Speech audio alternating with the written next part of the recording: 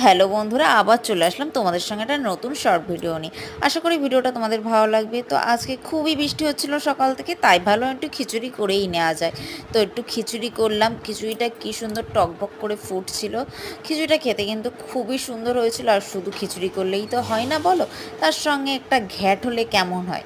ঘ্যাট হলে জাস্ট খিচুড়িটা জমে যায়। এত সুন্দর হয়েছিল খিচুড়ি আর ঘ্যাটটা, আর কি বলবো। শুধু খিচুড়ি ঘ্যাট দিয়ে হয়, এই জন্য করে নিলাম কটা পটল ভাজা, আর তার সাথে ছিল বেগুনি। বেগুন অল্প ছিল তো তাই কি আছে, তাই বেগুনি অল্প কটাই হোক না কেন। তো বেগুনিটা হলে জাস্ট খিচুড়ির সঙ্গে কিন্তু জমে যায়। আর বেগুনি যেহেতু অল্প ছিল তাই করে নিলাম কটা পাঁপড় ভাজা। তারপর পরিপাটি করে খেতে বসে গেলাম।